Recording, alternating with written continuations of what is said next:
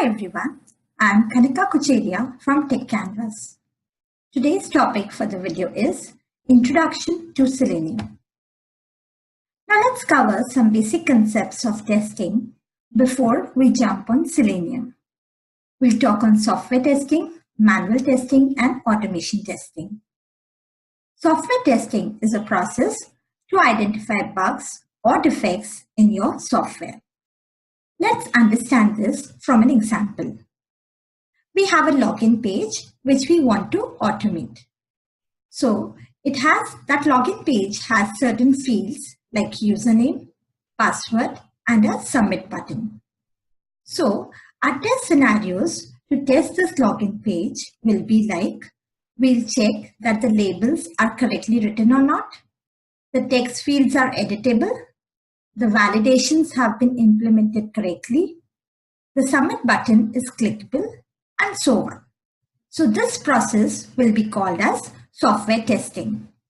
Now, if we do all these steps manually, then it will be called as manual testing, which will be a bit time consuming. And if we have some scripts or tools which will help in automating and executing these steps, then it will be called as automation testing. Now the question comes, why do we need test automation? In current scenario, all the enterprises are going towards automation. They want to go agile and lean. We want to deliver good quality product with low cost and in less time. So test automation will come to our rescue. Let's try to understand with a problem statement. In a team, we can assume that around 50 test cases are executed in one day. So if we have 1,000 test cases, we would need 20 days to execute. But if the business demands that we want to deliver 1,000 test cases in 5 days, then we will be in a fix. There is also a constraint of cost that we cannot increase our resources. So here comes the need of test automation. So if we have test automation in place, we can assume that around 800 test cases can be executed using the scripts. This is because 100% automation is not practically feasible. So now there will be only 200 test cases which need to be executed manually, which will consume around 4 days. And the 800 test cases can be executed in few minutes with our automation script. And so we will be able to achieve our target of 5 days with quite an effective solution which has good quality, efficiency, and low cost. This is what is explained in the graph on the right hand side. That by test automation, we decrease the cost, increase the quality, and the efficiency. Now, as we have a good understanding of test automation and its need, let's proceed further. For automation, let's see some basic steps that are required irrespective of any automation tool that we opt for. So step number 1 is locate the web element. In the HTML DOM structure, we need to locate or identify the element that we need to automate. So the same is shown in the picture below. In the Google search page, we locate for the text box. Step number 2, apply action on that web element. So here we apply action of passing the test data and click on the button for search. And step number 3 is execute our test cases.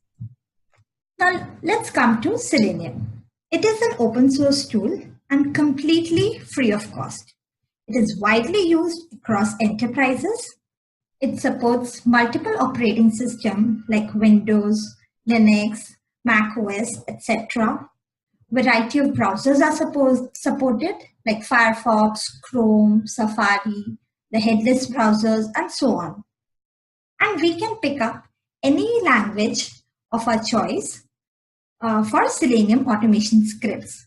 The options are like Java, JavaScript, C#, Python, Perl, and so on. Now let's talk about the Selenium components. Selenium is basically a test suite. It has different components. First is the Selenium IDE. Next is Selenium RC, which is now deprecated. Selenium Web Driver, and then Selenium Grid. We'll talk about each of the component in the following slides. Selenium IDE is a GUI-based tool which has record and play functionality. It is very user-friendly. No coding is required at all. Now let's see the steps to make a setup for Selenium IDE. It can be downloaded from the link mentioned in the presentation.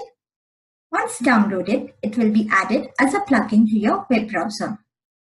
As shown in the picture below, a screen like this will open and we can add to our web browser. Let's see a demo to make a more understanding on Selenium IDE. So in our automation, we'll try to automate our testing on Techcanvass web page. We'll check on the web page navigation, and also verify this title of the web page. So let's start with the demo. So I'll open the browser.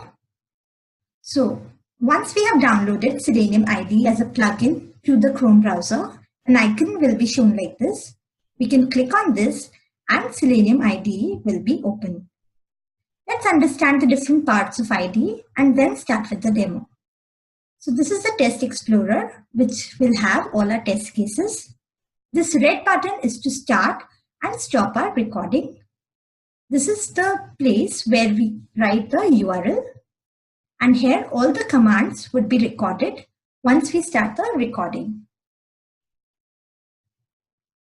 So we have used the Techcanvass web page. So I'll click on this and start the recording. I've opened the web browser. Then I'll click on web page navigation. I'll click on corporate training. And then I'll check for this page title. I'll stop the recording for now. And as a third step, I'll write some command of assert title. Check the title of the web page. And let's see what is the title of this web page. I'll click here and the web page title will be highlighted. So here, Corporate Training Division is the web page title. I'll copy it.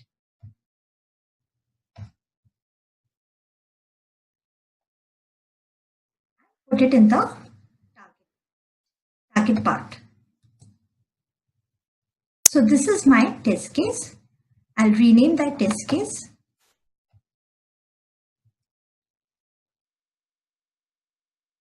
Now I'll play it.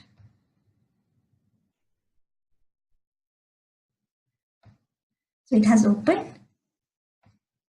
And all the test cases have been executed successfully. And so we can see the green part and also the status of our test case, run and failure. Failure is 0. So this is all about our IDE. Next in the list is Selenium RC. Initially, an engineer had created JavaScript program to cater all the web application testing requirements. This was later called as Selenium Core. Selenium Core had a limitation of cross-domain testing. That is, if the Selenium Core is testing a page on domain A, and if we want to access a page which belongs to domain B, then it will fail. So, Selenium RC was introduced to solve this problem. Selenium RC would act as an HTTP proxy to trick browser to believe that Selenium core and web application lie on the same domain. In this diagram below, we have explained the architecture of Selenium RC. So the steps would be like, first, we need to launch our remote server called as Selenium RC server. Selenium RC server will help in interaction of the Selenium commands with the web browser. The test scripts written in Java, Python, etc. are sent to the RC server. RC server will inject the JavaScript commands, that is the Selenium code, into the web browser. So it is responsible to launch and kill the browser. Now the browser is ready to obey all the instructions relayed by the RC server from your test program. So this is all about Selenium RC, but now this is deprecated. Then Selenium Web Driver evolved. This had very powerful automation framework that could control the browsers from the operating system level. Unlike IDE, we can execute our test cases on a variety of browsers. We can do advanced scripting, apply logic using variety of programming language that is available. Web Driver is also quite different from Selenium RC. We do not need an extra hop of the server. It directly interacts with the browser. The same is explained in the diagram below, that the scripts are interacting directly with the browser on the HTTP protocol. So it is much faster and efficient, and its APIs are simpler to use. So finally, Selenium team merged Selenium RC and Web Driver, which is now called as Selenium 2, with the base of Web Driver. Next in the list was Selenium Grid. It was developed to cater the need of distributed environment, where we require test cases to run in parallel. It used hub node architecture, which is explained in the diagram below. So this is a hub, and these are different nodes where we need to execute our test cases. So these nodes are in different environment. One which has Firefox browser on Ubuntu operating system. The other is Chrome on Windows. Third is Safari on Mac. And fourth is Chrome on Linux. So a lot of combinations can be used, and these test cases can be executed parallelly on all the nodes in one code. So this has a very good architecture which saves a lot of time. We will now see the basic steps for doing the setup for Selenium. We will be using Java as a programming language. So our first step is to download Java from the URL mentioned in the presentation. This will have JDK and GRE in it. Once installed, we can verify our installation for Java by typing a command called java-version on the command prompt. Now once Java is installed, install the IDE, which is Eclipse. This will help us in doing the Java programming. We can download it from the link mentioned in the presentation. Once downloaded, we need to install it, and once installed, we can launch it by clicking on the Eclipse exe. Now once Java is in place and IDE is also in place, our next step is to download the Selenium client driver jar files from the URL mentioned in the presentation again, and we need to configure these libraries in our Java project. Let's see a demo to see how these steps need to be done. We will now look at the Eclipse and see how to configure the Selenium jar files in our Java project. So here is my project explorer. I've created a Java project for the demo purpose.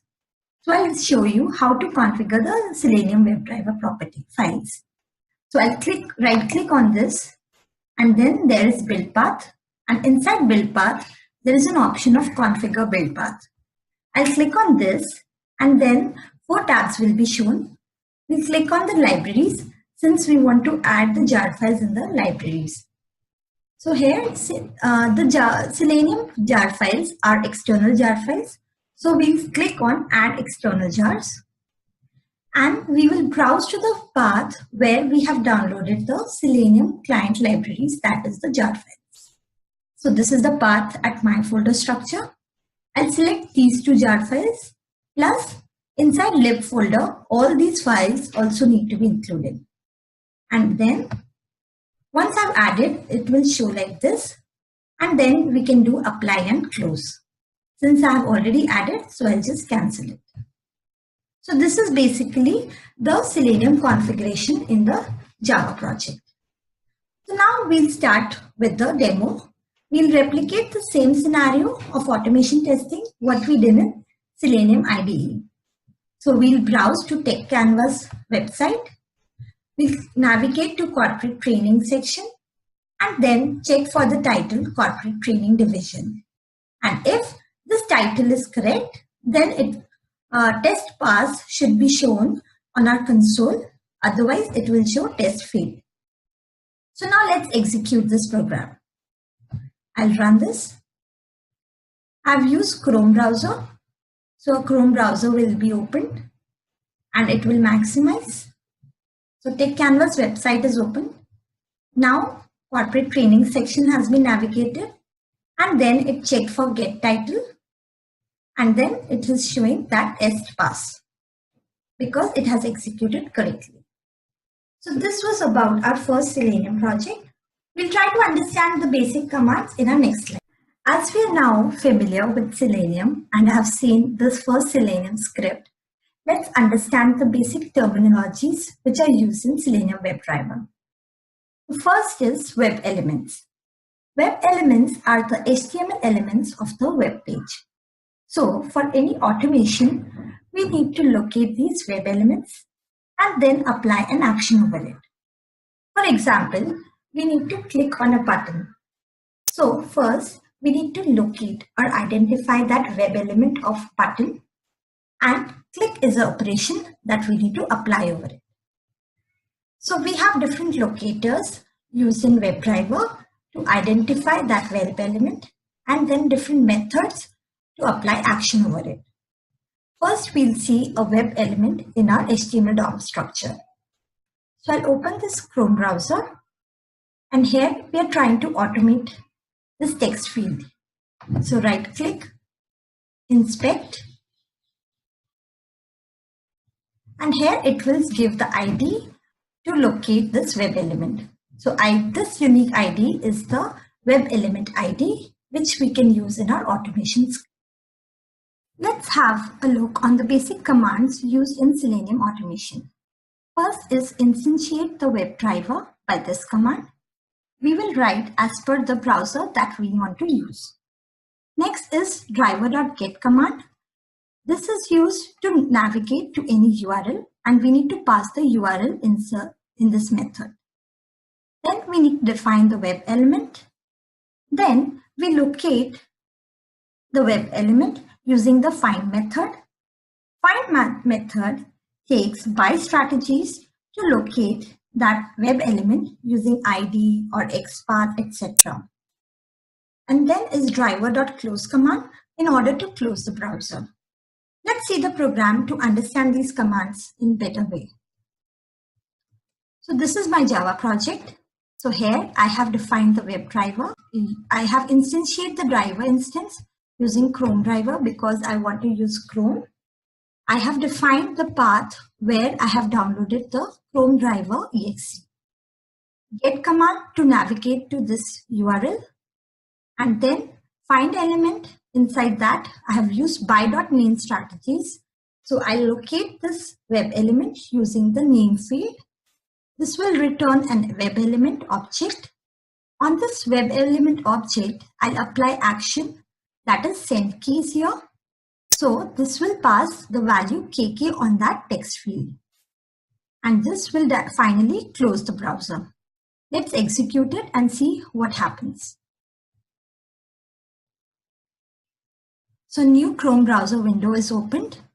It will navigate to the contact page of Techcanvass, locate the name element, and then pass the value KK and then close it. We have seen now that the script has been executed successfully and no errors have been thrown. Now going back to our presentation. Let us now talk about the advantages of Selenium. It is completely free, so it saves a lot of cost. We can use it for any browser, operating system, and choose any programming language of our choice.